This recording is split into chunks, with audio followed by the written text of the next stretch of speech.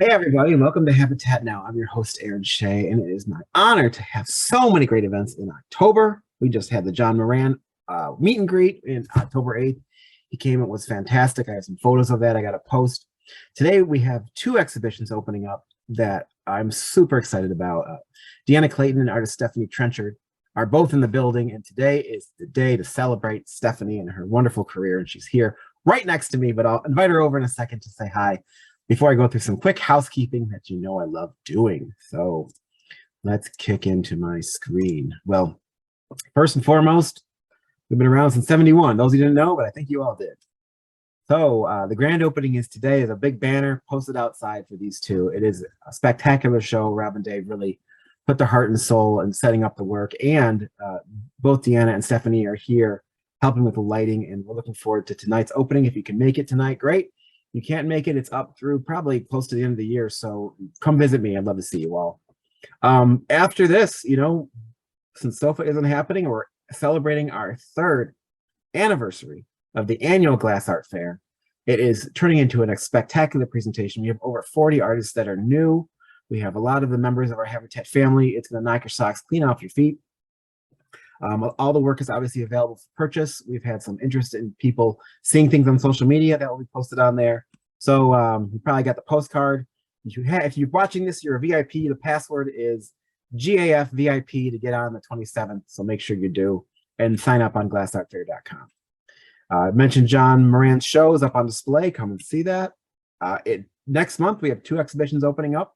One is for artist Michael Behrens. He's created some amazing pieces that are inspired by his exploration of the world. And he just sent in 7 new pieces from Germany. I'm looking forward to seeing his display. And we'll be celebrating 30 years with artist Tomas Helvichka as a member of our family and putting together a retrospective for him. So we'll have a bunch of rooms set up here in the gallery for you to come and explore. We're working on our Glass Coast weekend. I know we should have this done by now, but I'm talking with Ferd or putting together a plan for February of next year. Hopefully we'll all come together. I'll keep you updated. And then, of course, those of you who are AACG members are well aware of GAS being here in Detroit next year. We're moving our international to overlap. So it's going to be the next big get together since SOFA doesn't exist of our members of our family and the community. So plan on being here. So, oh yeah, I forgot about the glass tour. Something else going on exciting. They have put together an amazing trip via cruise ship next year, visiting ports throughout Europe. If you haven't signed up for this trip, or if you want to talk about it some more, contact me or Sue and L Weiner. They're helping out the planning. The seats are filling up, so please check it out on our website and call me. I'm here to talk about it more. All right, that aside, welcome Stephanie Trenchard for our exhibition today. We're going to be running a video at the end. If I can get it up, showing you the tour of the space. So we'll skip that for now and go straight into a little bit of a process. So let me make sure this device is working. On every vacation, stop it over here. there's someone like you. Stop it over here. I'm going to share my audio so we can watch the show. So did you want to talk over this? You did, right? Yeah. Okay, let me get out of the way then and introduce Stephanie. Stephanie, come and say hi. Hi, this is a video. Is it playing now? Okay. Say hello. Hi, everybody. Nice to see you all here. I see a lot of friends here. That's really special. Oh, Gary, you're here. I'm sorry I missed you the other week in my studio. And Bruce and Judy and Mary, Kemet, all these wonderful people. So I really appreciate all the support. And a lot of you have heard a lot of this before, but you're going to hear it again. And it's nice to see you all.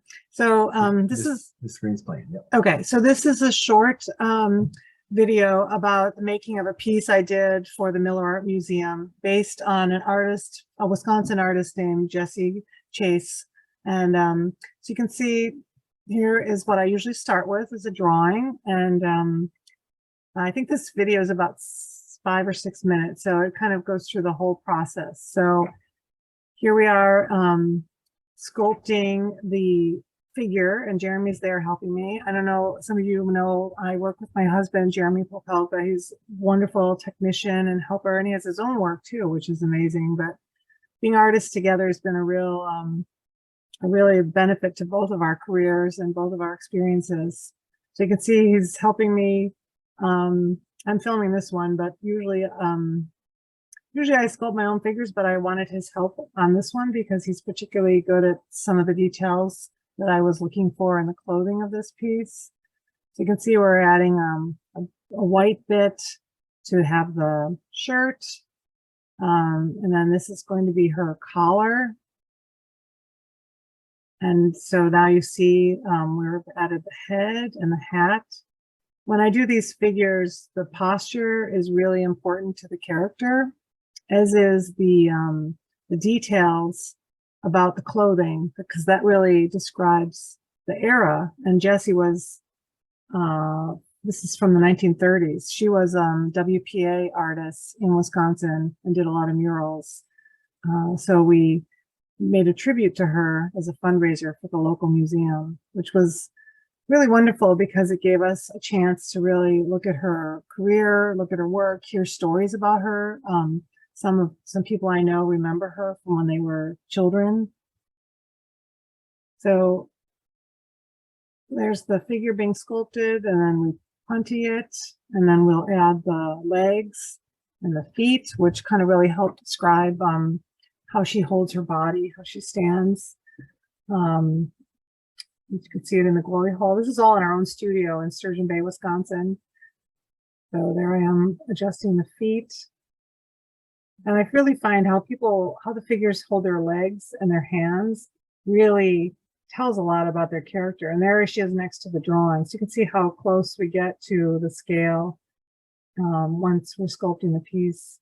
I use Paradise paints to do a lot of my painting. And now David Hopper invented Paradise back in the 70s, and they're amazing. He stopped making them about 15 years ago, but I hoarded them. And so I do have quite a bit left, although I am somewhat limited on like particularly yellow. And so I supplement with Rouge. So you can see I mix it in a oil paint consistency. I'm painting on her dress, and that is based on one of her own paintings. So I referenced her own painting to decorate the front of her skirt, and you'll see later a drawing of that. And then I did the clear cane for her tie, and now I'm just painting black over it, and it kind of falls on the clear cane. So there you see she's finished painting. That's the painting that she had done, a photocopy of it next to her. This is another mural that she had done that I used to do the background of the piece. So before I cast my pieces, I used stencils to put glass powder and frit into the background and really have an illustration. So that's all my, that's some of my glass powder and frit. You can see how I can carefully sprinkle it in. It's almost like sand painting, but it's with the glass. And it's one of my favorite parts of the process. And when I pull out the stencils, then you can see the imagery there. And that looks a lot like her painting. And it's hard to tell when it's in this stage, because everything that's black is going to be clear, and things that are opaque are different than things that are transparent, but eventually you'll see it. Here we are pouring the first ladle of molten glass. It's about 2,175 degrees into the mold. And that's all olivine sand that that comes from Norway, that we've sifted and mixed with some bentonite. And there we are picking up the figure and laying her on top of the glass in the bed, a little coffin of glass. And then we're going to pour the next ladle over her, which you'll see. This is a part that we never get sick of filming, looking at, doing. It's really an exciting part of the process. So we fill it up, and then after filling it, I will torch the surface to get a nice even surface. Make sure that it all is smooth, and any particular bubbles that bother me, I can bring them to the surface and eliminate them.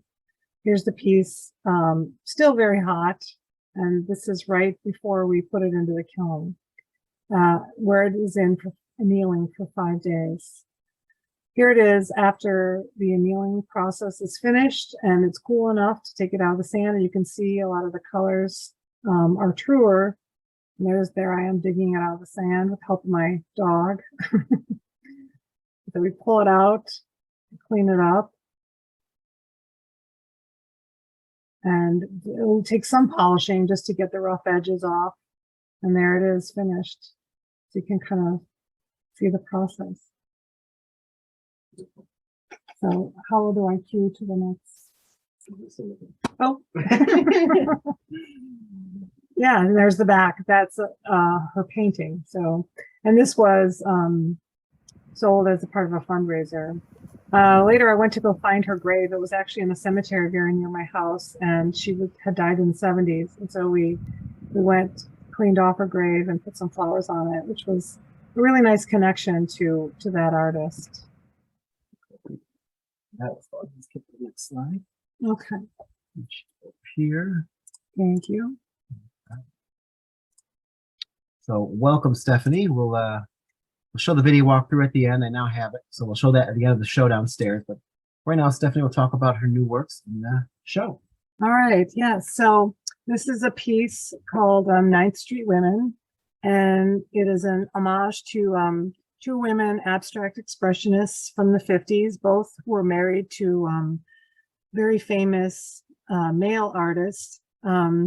They are Lee Krasner and Helen Frankenthaler. And Lee Krasner, of course, was married to Jackson Pollock, Helen Frankenthaler to Robert Motherwell.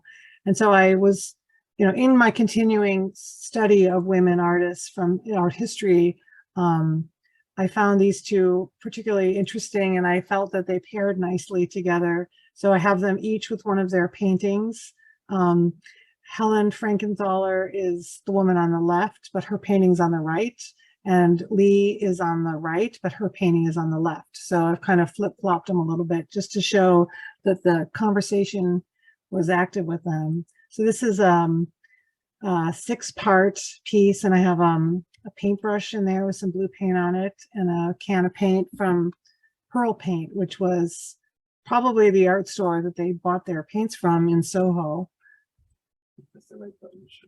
This is the back of the piece, and you can see I make patterned imagery with powders and frits that all tie together to be sort of my version of an abstract expressionist painting. It's in keeping with my style, but I pushed it a little bit on this one because I wanted it to be more voluptuous, more expressive. So this piece is brand new. So this is another piece called Adam and Eve. Oh no, I'm sorry. It's called Eden, What Happened? So it's kind of a tongue-in-cheek look at the Garden of Eden and the mythology, the story of Eve eating the apple. This piece has been long in the coming. I've been working on a piece about the Garden of Eden for quite a while. I did a very large piece, and this was early on. I sculpted these figures. I didn't end up using them in the big piece, and so I was able to incorporate them into this 3-part piece.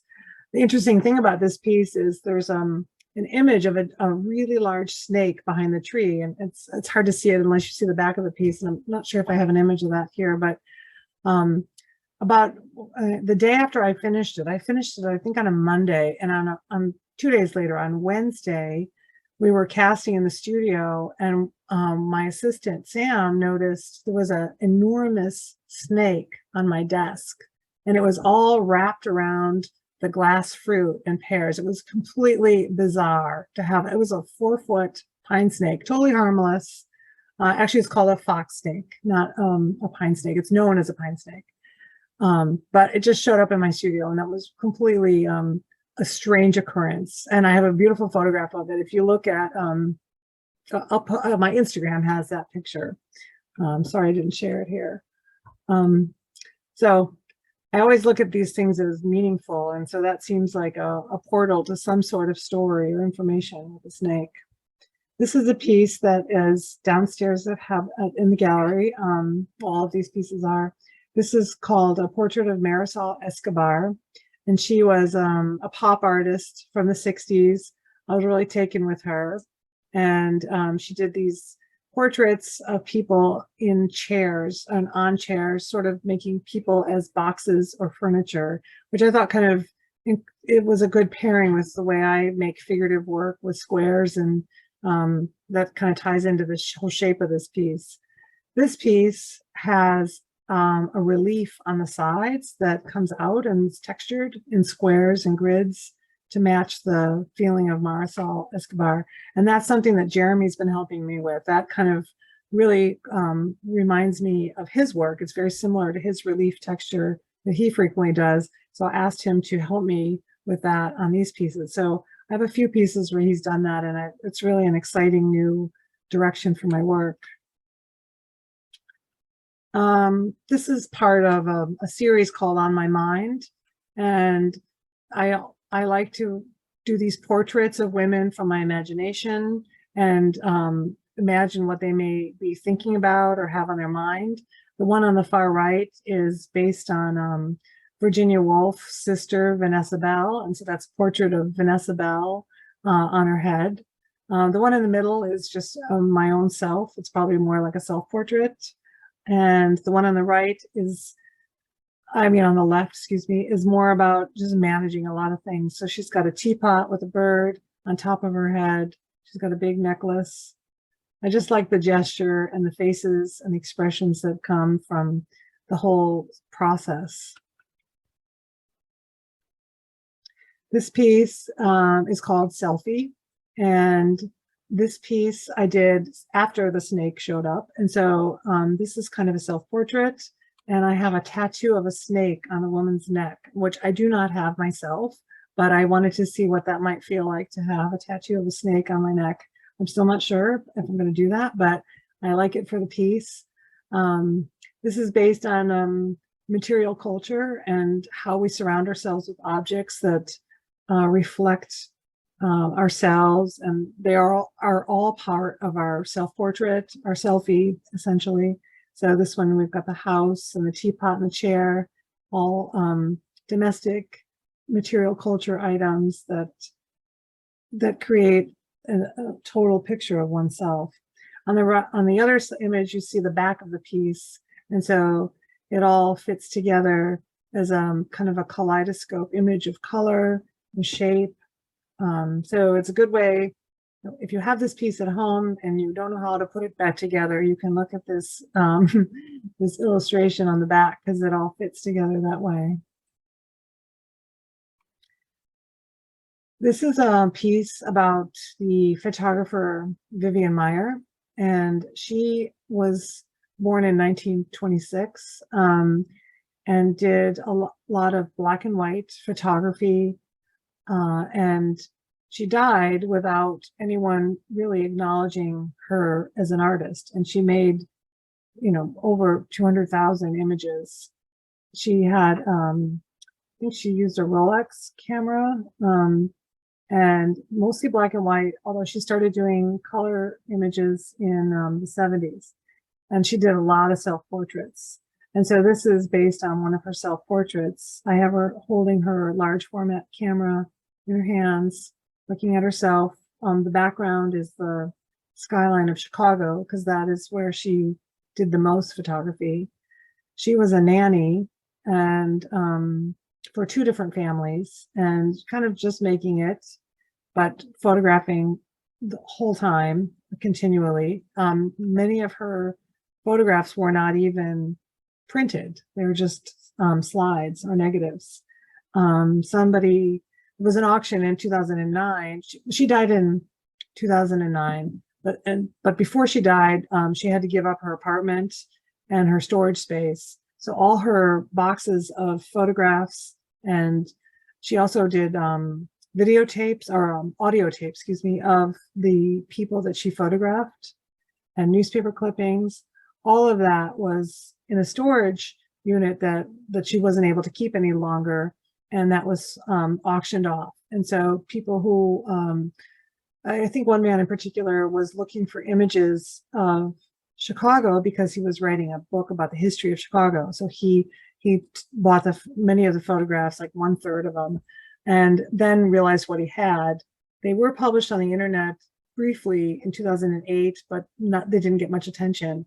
And she died in 2009. And then after that, they just became a big sensation. So anyway, so I was intrigued with her anonymity, her passion for doing her work without any sort of validation, or just her pure drive to make her work. So that's what this piece is. And the piece is sculpted in the shape of a camera. And then Jeremy helped me with the relief. Those are all to be lenses and different aperture settings. Those are polished out and they're shiny, so you can actually look into some of them, especially the ones on the top, and see her looking back at herself. She gets reflected back just because of the optics of thick glass. All these magical things happen. And then, so this is a portrait of Mary Cassatt. So Mary Cassatt is one of the most famous and recognized artists, women artists ever. And she actually died the year that Vivian Maier was born. She died in 1926. And this is a piece based on a photograph of Mary Cassatt from when she was very young. I think she was about 18 in this picture. And I noticed that she had a key on her lap. You can kind of see it in the image. She's holding it. And so I pressed a whole series. I have Jeremy press a whole series of keys into the sides of this piece as the relief. And so I like the mystery of her as a young woman. You know, she's got the key, which to her amazing success in her career when she becomes an impressionist painter. And so I like the juxtaposition of this Vivian Maier, you know, dying or being born in 1926, but no validation, and then Mary Cassatt dying in 1926, but having great recognition. And so there's sort of a thread, a carry through, but I hope that now by helping to see these women artists, which actually I've been working on this for, 25 years. My whole career has been studying women from art history, women artists, and now that's become part of mainstream culture. A lot of museums are, changing to show people of color and women artists. And so it's really awesome to be part of that whole movement. This is a newer piece.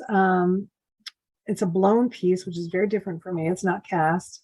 So I blew this piece with the help of my team and a visiting artist, Jaime Guerrero, who's a wonderful artist from, he's now out of Pittsburgh Glass Center. And he's from California, and he was a student of Jeremy's at California College of the Arts, where Jeremy taught for a few years in the 90s. And so we knew him. We reconnected with him at SOFA, actually, and he said he would be interested in coming to our studio for a residency.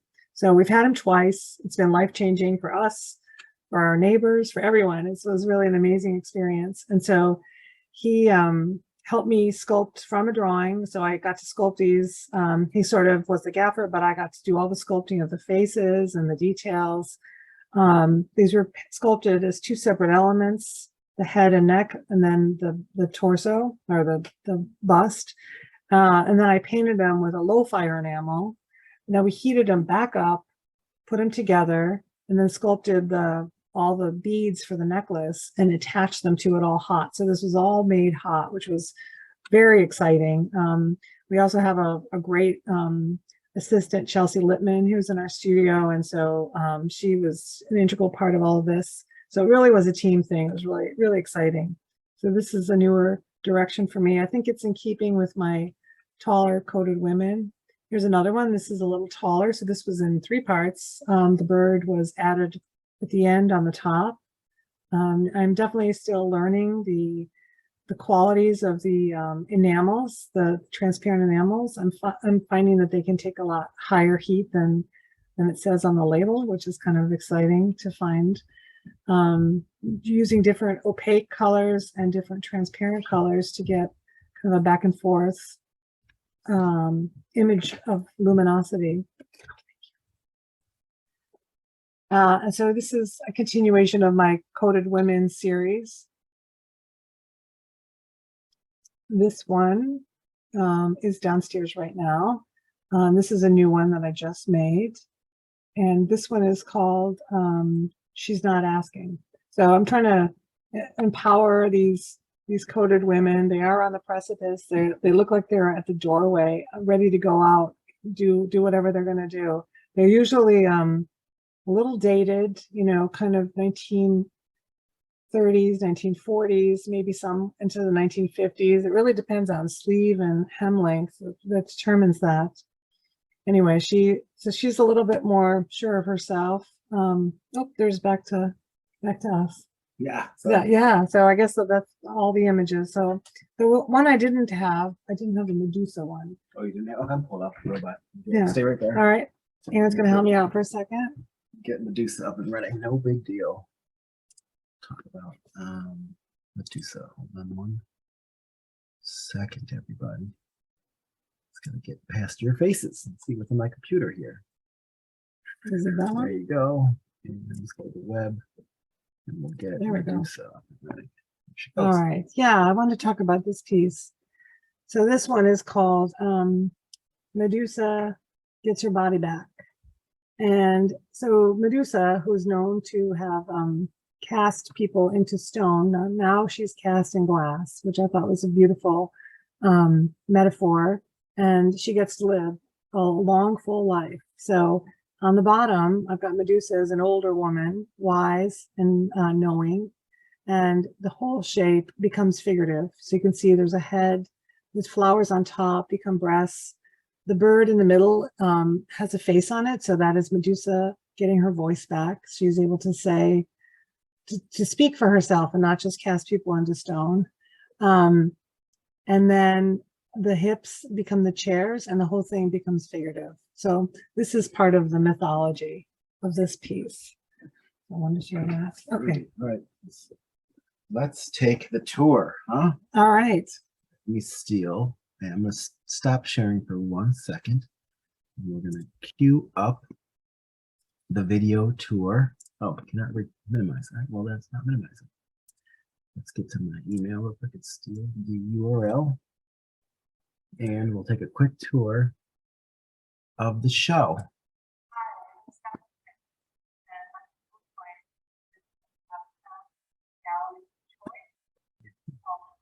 This is not the right video, so give me 1 second to find the right video.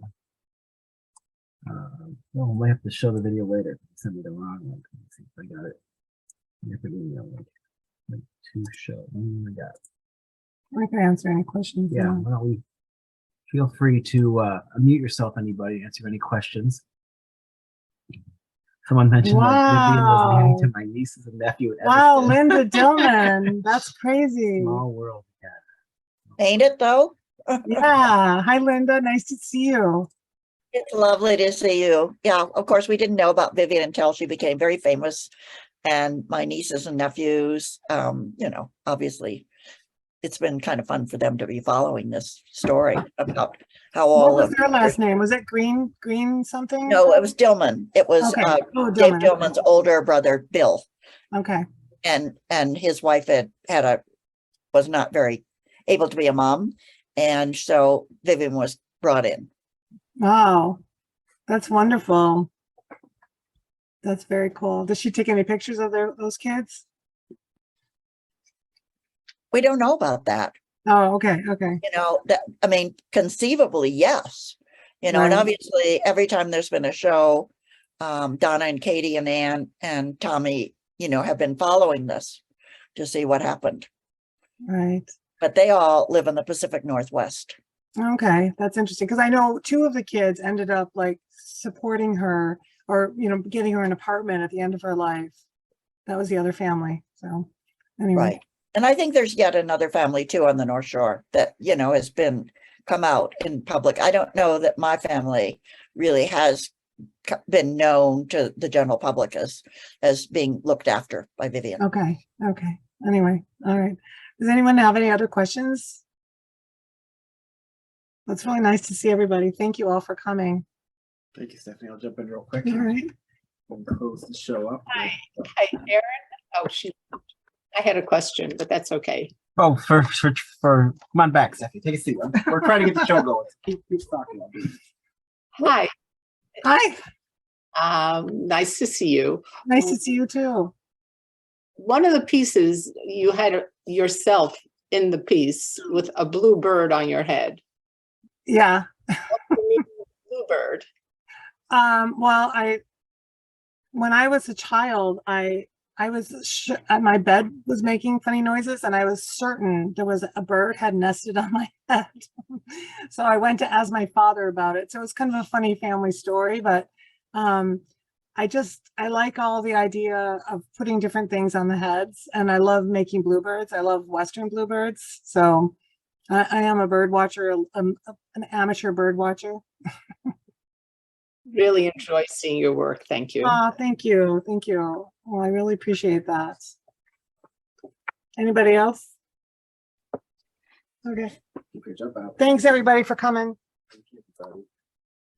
So bear with me for 1 second, everybody. I got a hold of Andrew. He's sending me the right link, and I will get the video up. You're also welcome to come see it in person, of course. Be more impressive than the video by far. But I hope you all enjoyed the talk today, and I hope you consider a piece of hers for your collection if you don't currently own one yet. So more of the story is the presentation looks pretty damn amazing downstairs, and I have it now. So let me just email it to myself, sit back, relax, and we'll take a virtual tour of the show. If I can just find my email, and we will be off and running. Give me one more second. How about I make a new email, Aaron? And we'll paste the link. Go, go, go. And we'll send it, and we'll open it up now. So prepare yourself. Hey, Aaron, can I ask a question while you're playing? Sure. I tried to look at it on Facebook. Mm-hmm. Is it, what site is the video running on? Oh, you can't find it. It's private, I'm sure. Oh, So the video will have to be seen here that's fine. on my robot. So we'll put it up on our site inevitably, but during the rush of what we do, you know, I had the video filmed this morning that Stephanie was here. All right, we're here. All right, I'm taking over your screen, and you guys are welcome to come see it obviously live in person. Voila. All right, there's going to be no audio, so we'll just have a chance to walk around and explore the space. So as you can see, we took the first room in the gallery, and we dedicated it to both Stephanie's Trenchard's show, Figurative Note, and Deanna Clayton's as well. But we're focusing primarily on Stephanie today, since Deanna had her Zoom talk last. We're going to view her new blown works that she talked about. These are technically, I guess, collaborations, would you call them? No, I had some help, but no, Gotcha. they're not covered. Not collaborations, they're just overall her works with a small touch of gaffer experience along the way, which is a lot of fun. And you can kind of get a gist of that piece. This work has quite been popular. This work has since sold in the show. It's called Selfie. So if you like this body of work, we're talking to another client about a possible commission. This is a beautiful work. I love the color of the hair, and this is the work that Stephanie mentioned to me incorporates the fruit. We only have this piece that incorporates the fruit that she's known so well for. But it is a beautiful work, and Rob and Dave have really done a great job of lightening the show. This is the large piece, the largest one. I think it's like 35 inches tall or 32 inches tall, and each piece stacks together, creating the whole experience. And it's great to see her mold process to get an idea of how these works are made. Do you have more than one mold? Or you have Yeah, I have many more. many molds? Yeah. That's what she's able to play around with so many fun shapes and get them to work together and play on with the color. I really enjoyed the backside, exploring how she does that. I still didn't quite get it because it looks like she's sprinkling on paper and pulling the paper away, but I'll take a course. I promise to teach you all. Yeah, so you can see the video really helps with the movement around the pieces too. You can see the depth of figures floating. But I would always figure these things are made that when you add a glass to glass, it turns into a soup. So it goes to show the experience required to actually make these beautiful objects. It's like 3D printing without a 3D printer, because they're encased in glass. And these are the Women on the Precipice series. There's 3 who've done quite well with this body of work here at the gallery. Definitely come and see them. Each one is wearing unique outfits, carrying unique purses, wearing unique hats, and they fit well as a set. So we sold them as individuals, but mostly as sets. And you can explore the back side too.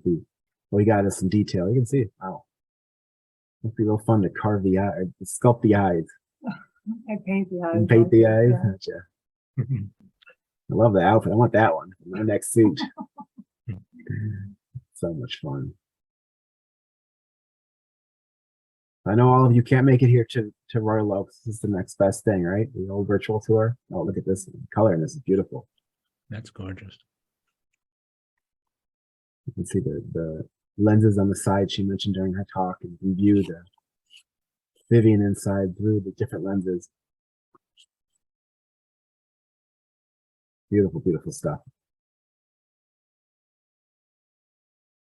Yeah, it was an honor to really have Stephanie in the gallery and showing this incredible show of work. This is called, not called Eden What Happened. Eden What Happened. Yep. Got the apple, lots of small details, very fun to explore. Adam sort of like scratching his head. Yeah, Adam's confused. Love the tree. I love the roots of the tree too. It's great. Different. I don't know if he's gonna show the back. I don't think he's gonna be showing the backs, but he might. He's just kind of scrolling around. We had Andrew in today to do some videography work. He's way more professional than all of us put together. And you can kind of see a little bit of Deanna's work. We'll be doing a video of hers later. This is a stellar piece. I love the way you mixed up the presentation of the artist's work on each side because they were in communication with each other. Mhm. And the apron, love that. Mhm. Just got done working. Amazing, the detail. The paint bucket, too fun. These pieces, you'd love this work. If you put this work in front of a window, it would glow. You wouldn't believe. And then here's Medusa. See her, all her height. This is a large piece too. 42 inches. What a beauty. You get the girl on the bottom for free, and you get the whole other piece on top of it. What a substantial piece by Stephanie. What a masterpiece. This is museum quality, ladies and gentlemen, right here. I love it. I absolutely love the color and exploration of creativity. And she won't turn you to stone, I promise. Now she might.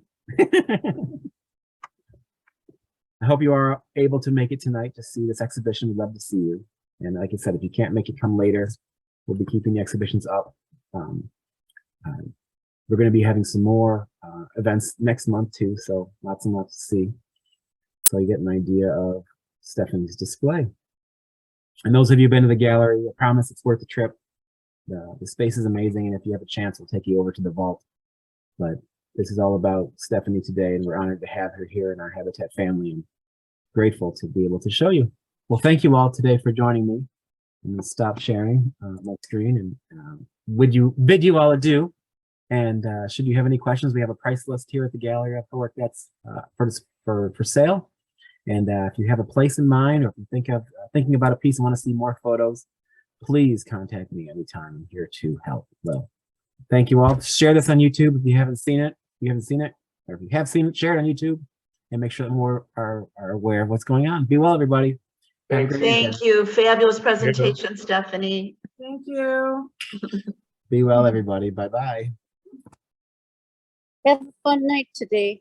Tonight. We will. Thank you, Aaron. Thank you, Stephanie. Thank you, Myra. Thank you, Hal. Good to see you, Dale. Good to see you, David. Good to see you both. Take care, Howard. Bye, everybody. Bye, Gary. Bye, Linda. Thanks again.